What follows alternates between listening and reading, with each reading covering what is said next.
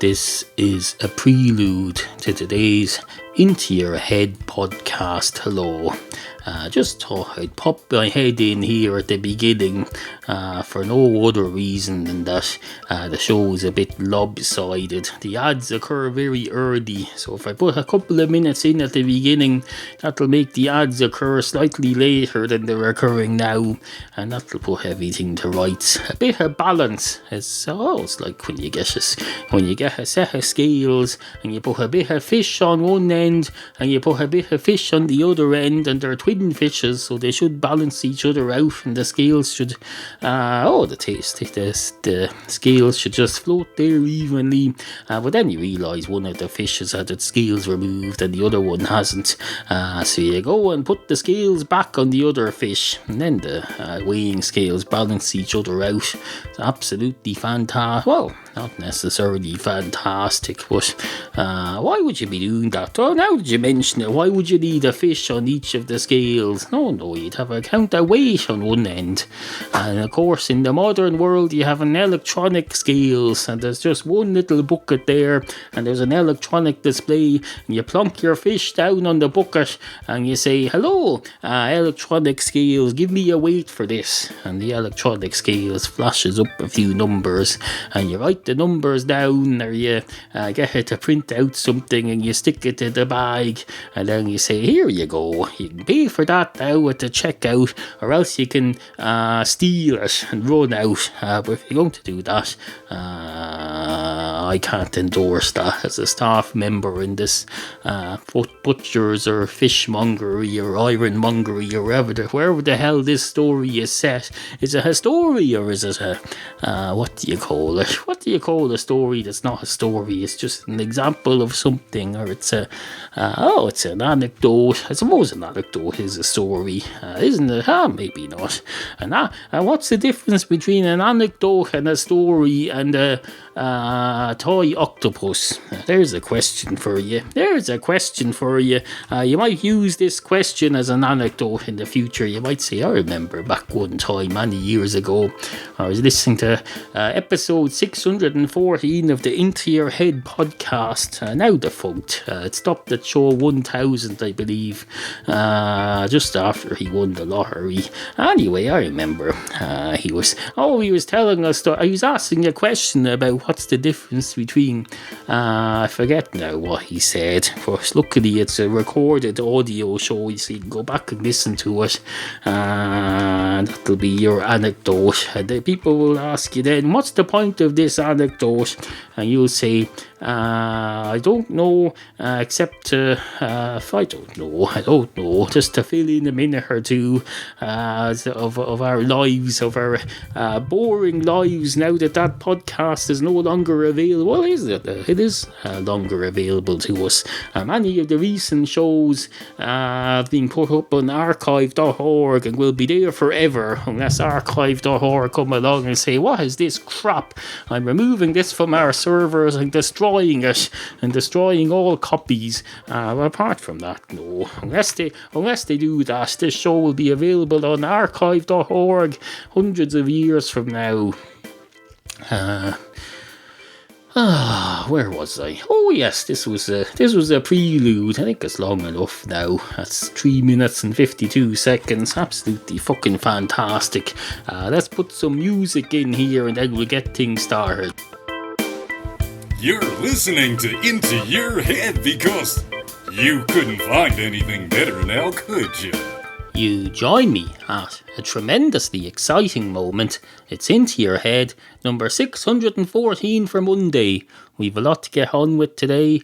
Items that need to be attended to, issues that need to be addressed, topics. We've got lots and lots of topics.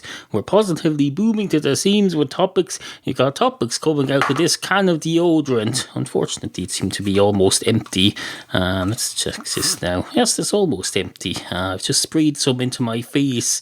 Luckily, my face is protected by non-protective glasses. They're not there to protect protect me from deodorants. They're there to help me see, to help amplify my see-ability.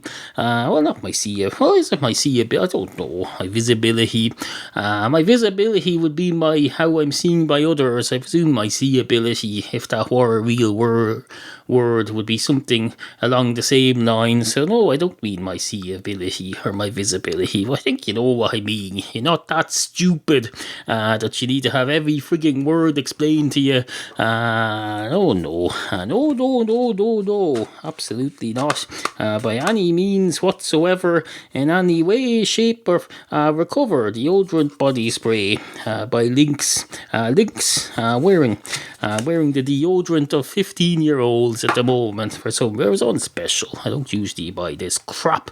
I usually buy normal, proper deodorant designed for people rather than for teenage. Lynx is for teenagers. They bring out a new pattern of deodorant every month or so and put a different colour and branding on it. And they say, oh look, the brand new Cheetah Minx cannabis hash leaf flavoured Lynx for men, except of course it's not for men, it's for teenagers. I'm far from the... now that you mention it, when I was a teenager I didn't use Lynx. I used other brands which I don't wish to advertise here. In fact, I don't even wish to advertise Lynx.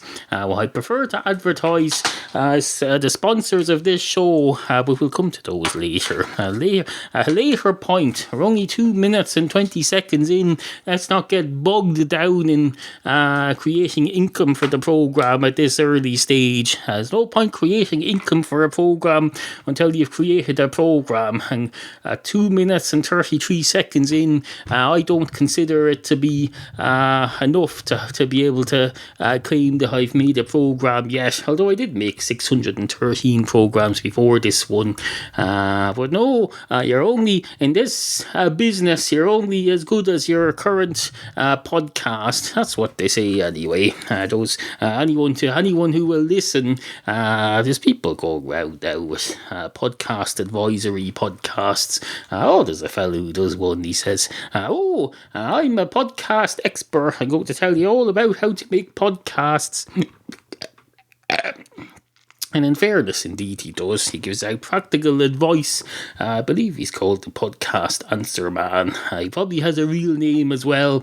I've got a real name too. Not going to tell you what it is. I don't give out my real name anymore. I refer to myself as Neil from Ireland, and that's good enough for you. Although Neil is my real name. From Ireland, though, is not my real surname. My real surname is more Irish, ironically, than from Ireland. I did consider at one point calling myself Neil Ireland, but I didn't want people to think, he's adopting a fake name, he's probably committing fraud or something. No. You only do that sort of thing on the stage and on the screen. You can have fake names and you can say, it's a stage name. The Actors Guild made me adopt a stage name because somebody else who was already famous already had the name that I had in real life. So I decided in my fake life of what I do from 9 to 5, I'm going to have a fake name. But no, it'll be a properly sanctioned fake name. They have proper methods of doing it over there. But no, you can't just set up a thing on the internet and say, here's my fake name. Don't worry, it's all above board, even though you've no way of verifying it. No. Absolutely not. Anyway, hello, and welcome to the show. Wow, what a great segment. Let's have another. I know what you're thinking there. You're thinking, we're off to a bad start here. But it's understandable because it's a Monday morning.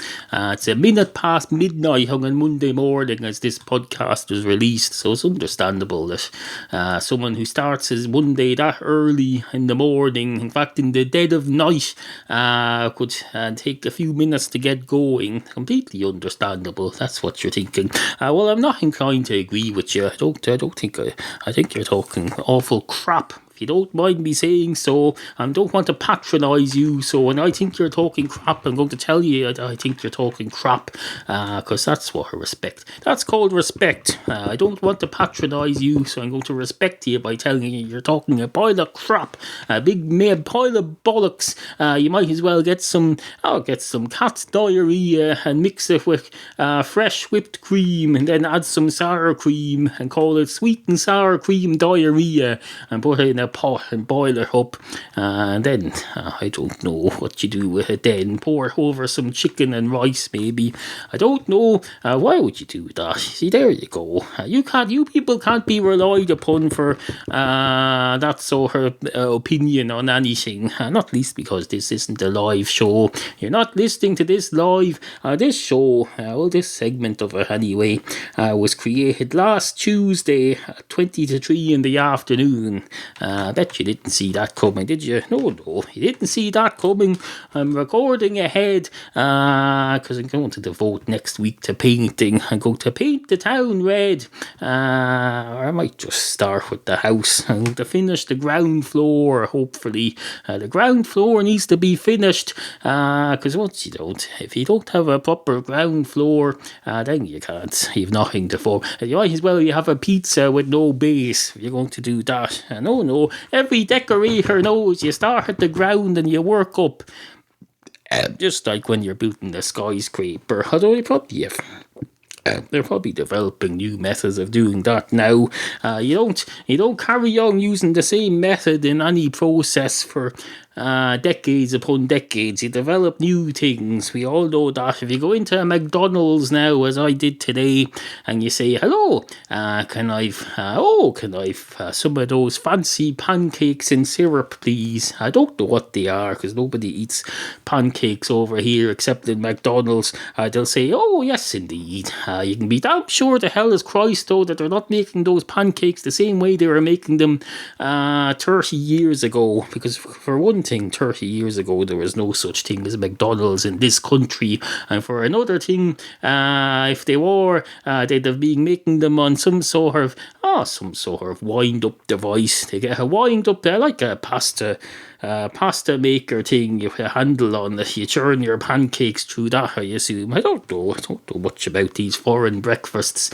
We don't have foreign breakfasts over here, except in these foreign outlets that have taken over lately. We have foreign outlets all over the place. I was in a what was I in today? Oh no, I was in a Super Value. That's so Irish. But usually on a day like this, if I go to that town that has McDonald's in it, I go to a Tesco, which is foreign, and a Boots the Chemist, which is foreign, and an Argos possibly, which is foreign, and what else? Oh, lots of other things that are foreign. Basically, this country is getting full to the brim of foreign businesses. They're taking over our jobs, taking over our children, they're taking over they're taking over they're taking over the whole fucking place. You might as well just put our hands up in the air and wait for them to throw packages down at us from the air, from aeroplanes. If they did that, I'd probably have less of an objection to them.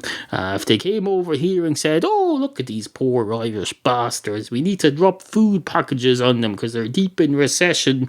They're deep in their deepest fucking recession in many years after a huge boom. They're having to get these foreign supermarkets in and buy Tesco value this and Tesco value that, and Argos value. I've got an Argos value toaster. I got it for €6.29, but I paid extra for insurance. So when I break it, as I often do on a regular basis, I break toasters.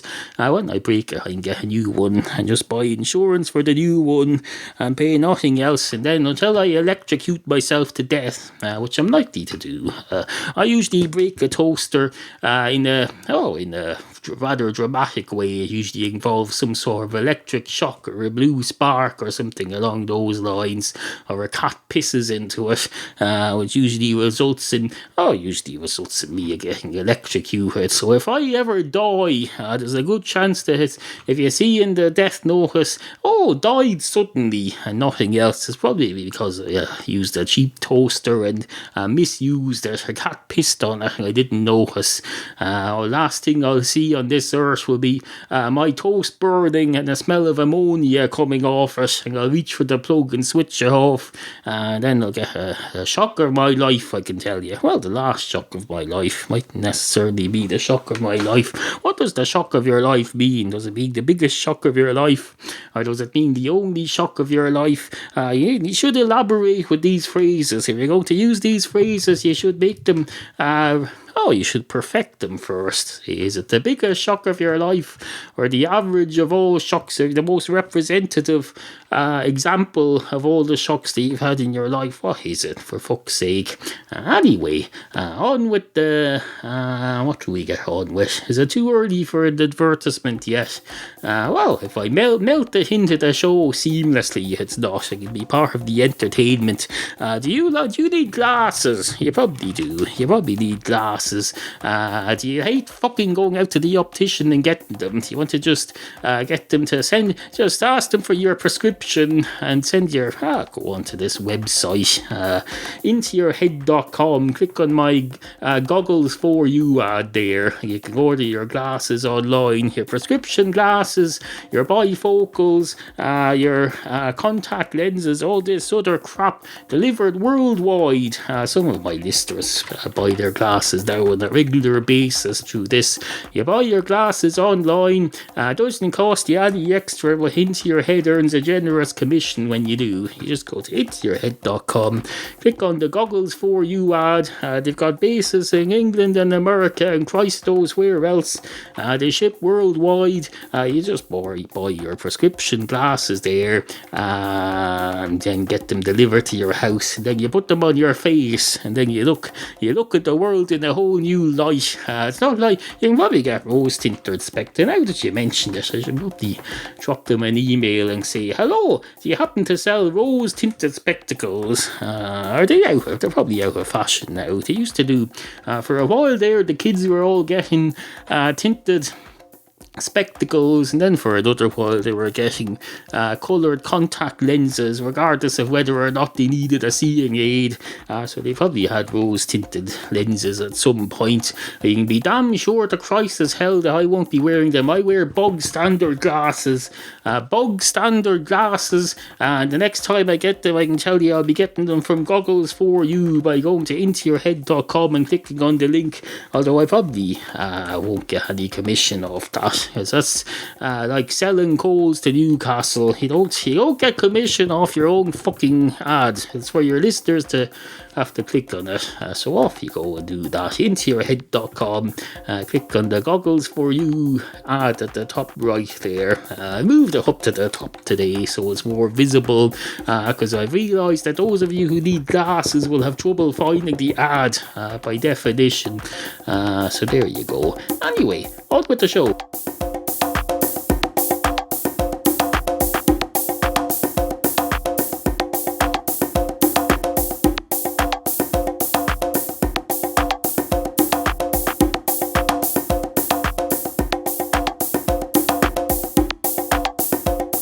Hello, I'm Professor Stephen Hawking. I've learned everything I know from Into Your Head, except when it's about me. I kind of know that stuff already by default. And so can you. Just continue listening for details. Cats walk into a circus.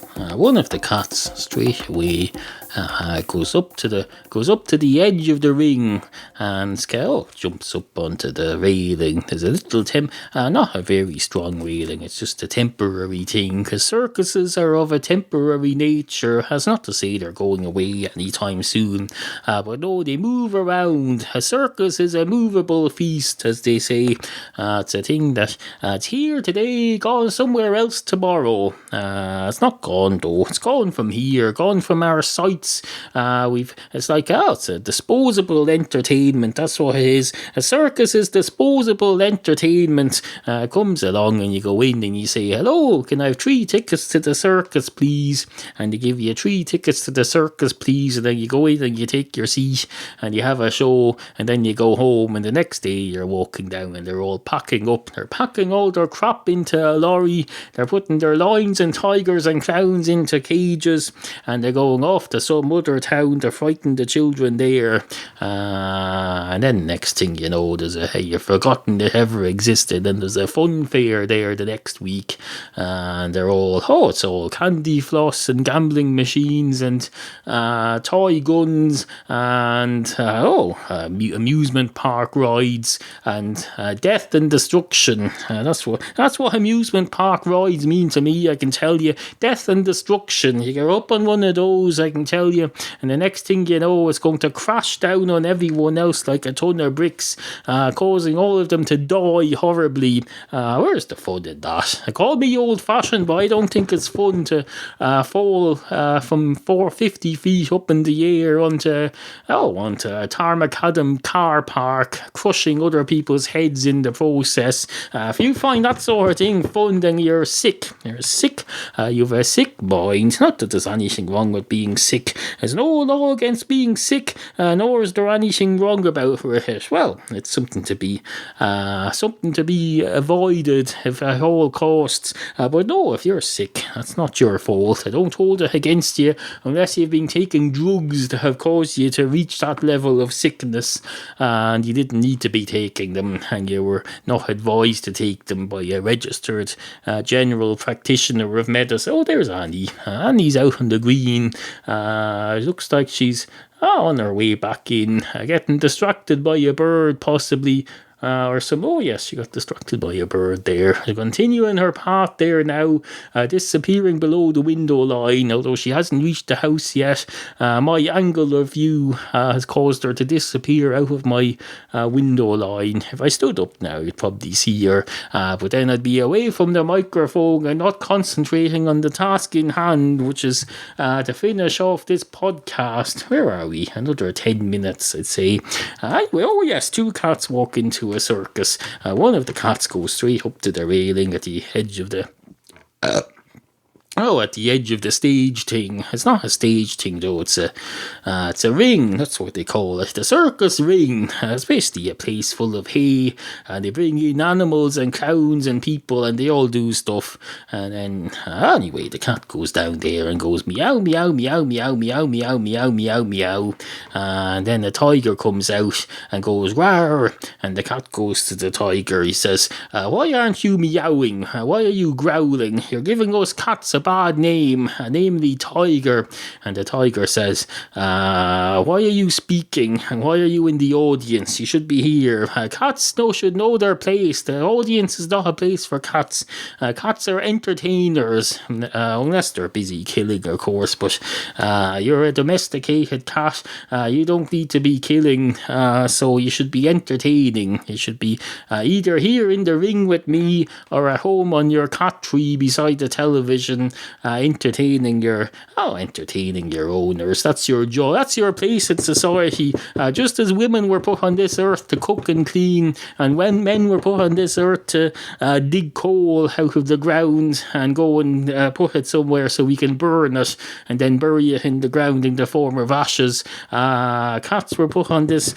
This is a load of old-fashioned crap, the tiger says. Sorry about that. I wasn't thinking. I've become immersed and entrenched in this old-fashioned entertainment circus business. I really should buck up my ways and modernise my thinking. Forget I said any of that.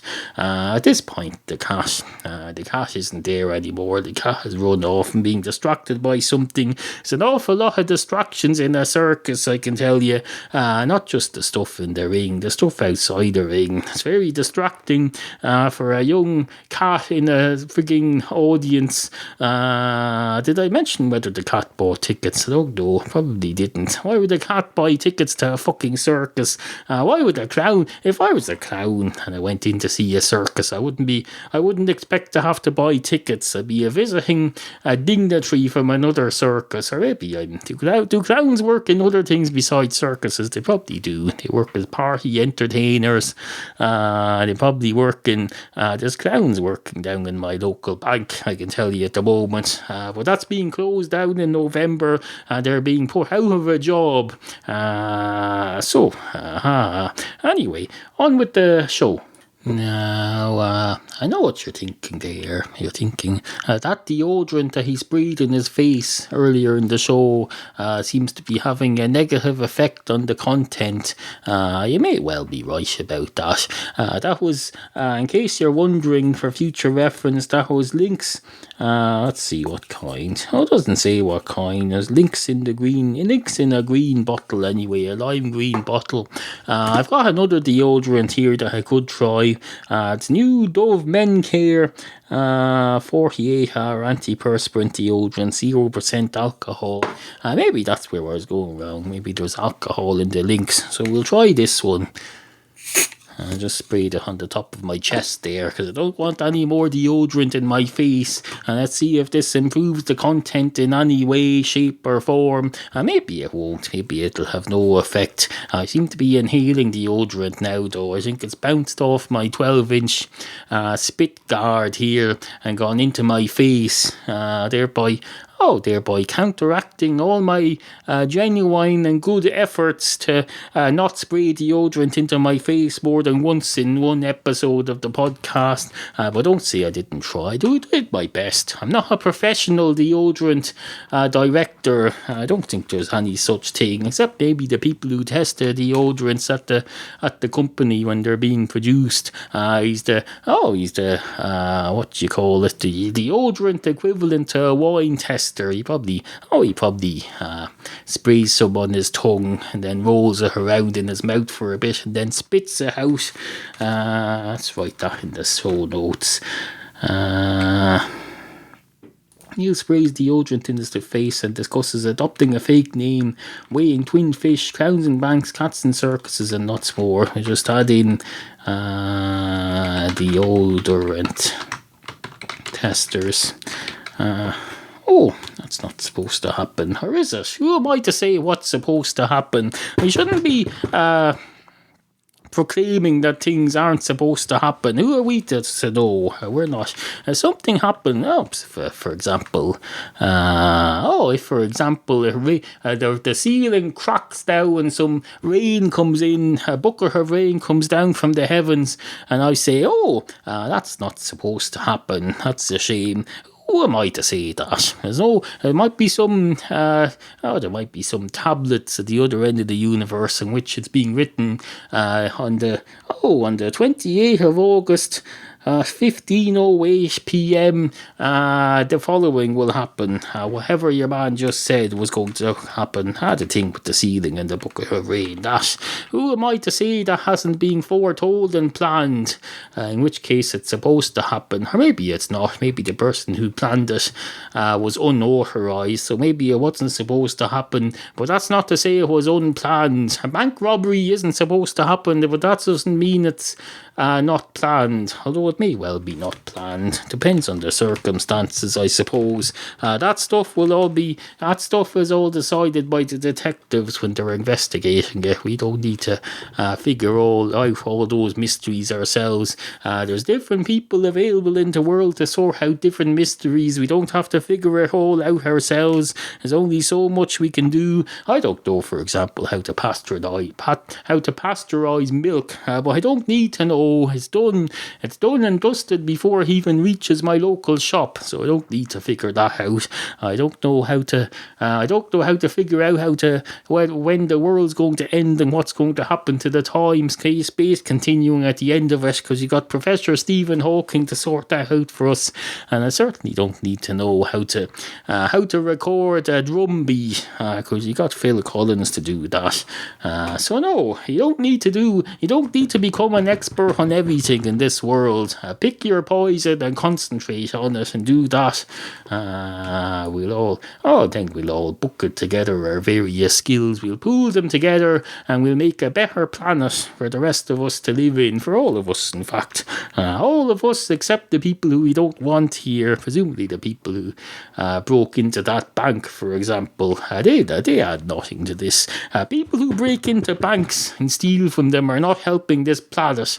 Not that they have to. You don't have to help the planet if you don't want to, but at least try not to detract from it. Don't be detracting from the planet. Don't, for example, be spraying deodorant in your home studio office for no other reason than to fill in a few seconds on a podcast, as I did. I've learned from that, though. I've learned from that, and I'll never do it again. So what more could you want other than for me to learn from what I've done and make amends by not doing it again, and telling the world on my pretend internet radio program that I did it, and that I would advise anyone else to follow in my footsteps and not learn the same lesson the hard way. Not that it was that difficult for me. A moment of discomfort when I sprayed it into my face. No, there's no need for you to go experimenting with that now. I've already done the experiment for you, so you just need to look at the results and adopt them into your worldview, and then we'll carry on onwards and upwards, like an aeroplane taking off. You go forward and forward and forward, and then after a while you go up and up and up and forward and up and forward and up and forward and up at the same time. So it's in a straight line, or maybe a curve. Certainly not in steps. You don't go across and then up and then across and then up and then across and then up at perfect steersular angles. No. Not that I know much about that. I'm not a frigging pilot. I make assumptions, though, based on my observations during my 36 and a half years on this planet as a human being. That's what I am. I'm a human being. What the hell are you? I don't know. You're probably a human being. The chances are you're a human being too. So I suppose you've got that on me. Not that it's anything particular to get excited about. Just because you're a human being too, that doesn't make you any better than me. It just means you're on the same playing pitch as me. We're on level playing pitches. We're both probably not on the same playing pitch unless you happen to be living very close by to me. We're on level playing pitches without I think about it. If you're on a playing pitch in another part of the world is curved, so you're not on the same level as me at all. Unless the earth is flat, we're not on level playing. There's no such thing as a level playing pitch. The earth is curved, for Christ's sake. Have you learned nothing from from geography classes? Presumably you went to geography classes in school. This world is not a level playing field. I'm going to change the title of the show now to reflect that. Level playing field. I'll adopt it into something more catchy later. But rest assured, the title of this episode will make some reference to level playing fields, curved playing fields. Let's see. Curved playing field. The earth is a curved playing field. That's a bit long. I suppose we'll try that. The earth. This is a curved playing field.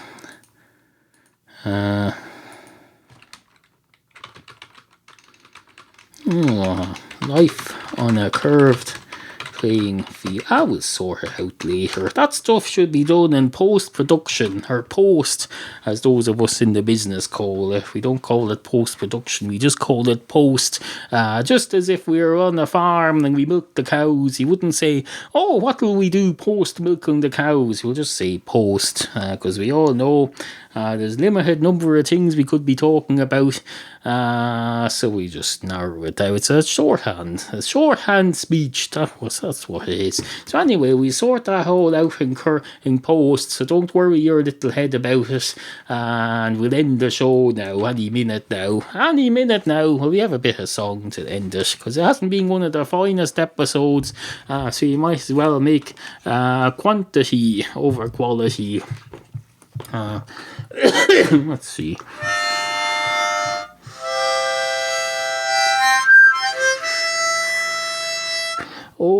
Oh, sing us a song, you're the piano man. Sing us a song, you're the piano man. Sing us a song, you're the piano man. You're the piano man. You're the piano man. Sing us a song, you're the piano man.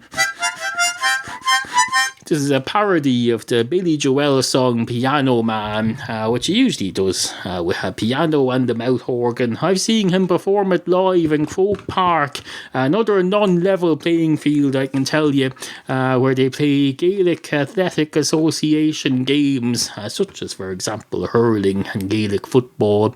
And they also have rock concerts with old American rock and roll singers. I was at that. I didn't realise at the time, though, the playing field was not level. It was curved with the earth, as curved as be damned, like the edge of your ear after it's been grown to full adult size. I don't know, maybe ears are straighter before they're finished. Remains to be seen, or does it? Maybe not. That doesn't make any sense. Sorry about that. Sorry, my thoughts don't make any sense while I'm developing them. So you're not supposed to see them till you're developed. You don't go into Gordon Ramsay and say, that's mince, that's spaghetti bolognese you're making. Looks like raw pasta and some non-chopped onions and some meat and some stuff in a packet. You do not. You wait until he's finished cooking it, then you comment on it, and then you tell him what it looks like. Anyway, good morning. If you would like to comment on any of the issues raised in today's programme, email us at studio@intoyourhead.com. Remember, we value the opinions of you, the humble and ignorant listener. Sit, Pippi, sit. Good cat. Intoyourhead.com.